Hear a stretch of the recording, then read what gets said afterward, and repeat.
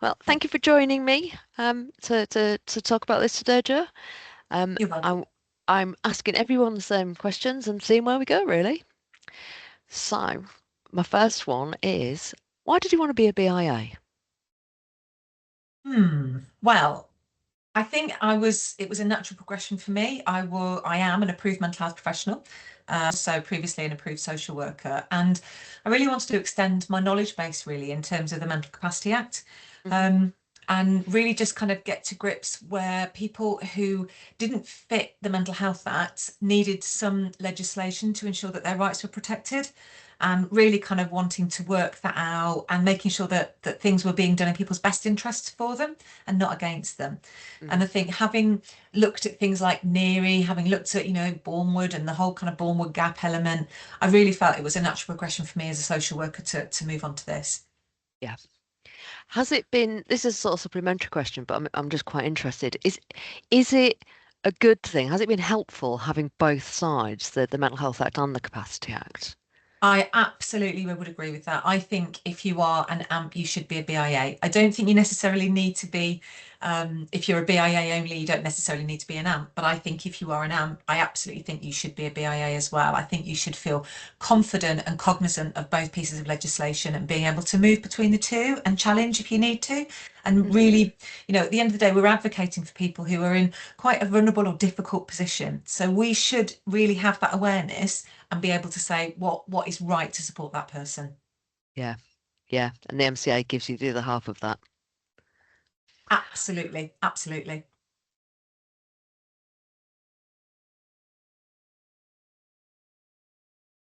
So as you know, we're doing this these little video clips for a cohort that are coming through as wannabe amps and BIAs.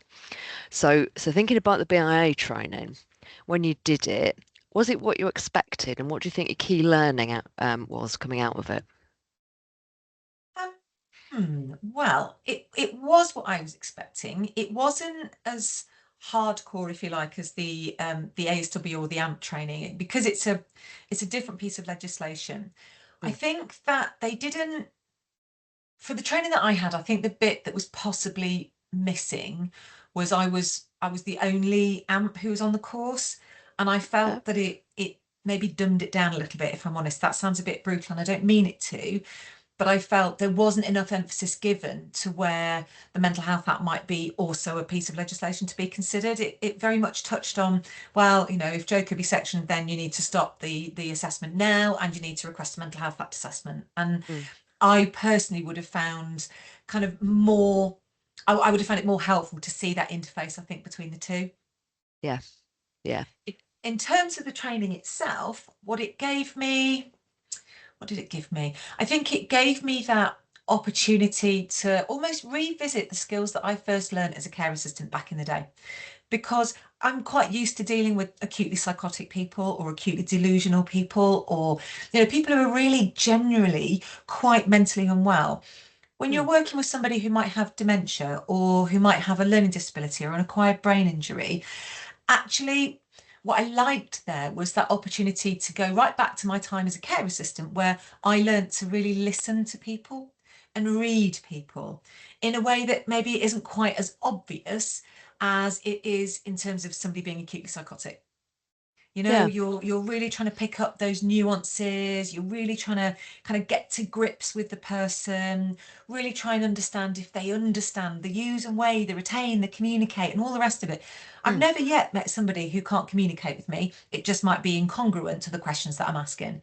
So that was very much what it reconnected me to the sort of the 18, 19-year-old me, if you like, as a Mm. care assistant and working with people with, more communication difficulties than like I said, somebody who's acutely psychotic and it being quite an easier decision, if you like, to make. Yeah. Yeah. So there's more nuances, more shades of grey in terms of that engagement with the person. Yeah, absolutely, Yeah. absolutely. Yeah.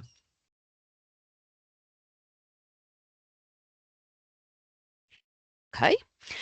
So, do you think that doing the training changed your thinking, changed your practice more generally? I think, like I said, it reconnected me to I think more the practical elements. I'm a practitioner, a professional who I like theory, but actually I like that practical application of theory. And I think what the BIA course gave me, really, when I was kind of thinking about it, was that practical application of the law. Mm, More so than, I can sit and I can look at various theories, this, that, and the other. But actually, what I think the training did was, here's the theory, here's person-centered, here's strength-based, but actually, where is the person in all of this? And being able to be that true practitioner. mhm. Because sometimes, I've been in senior management, you lose the contact with people, and that's kind of why I trained to be a social worker back in the day. So to Mhm. be able to maintain my AMP practice, my BIA practice, I think really gives me that opportunity to keep that connection to practice. Yeah, and keep that connection to people at the end of the process, I Absolutely, guess. Yeah, absolutely, yeah, yeah, absolutely. yeah. Excellent.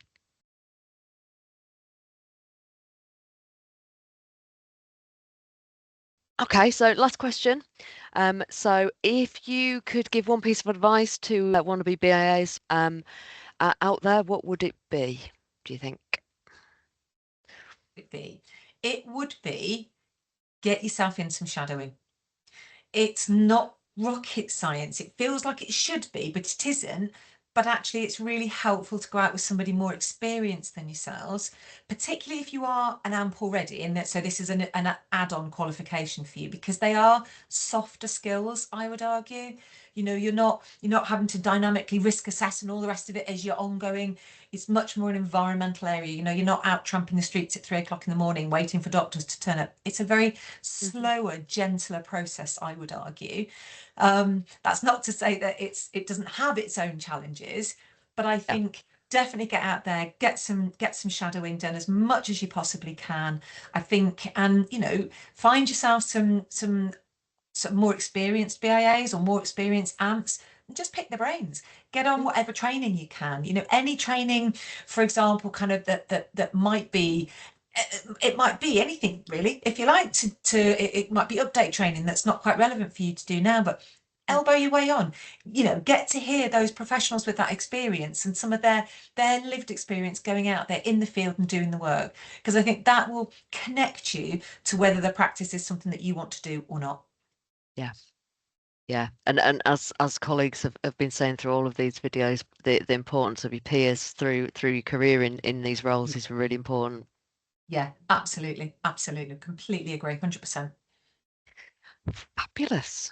Well, that's it from me. Thank you ever so much for taking part. You're very welcome, and thank you too.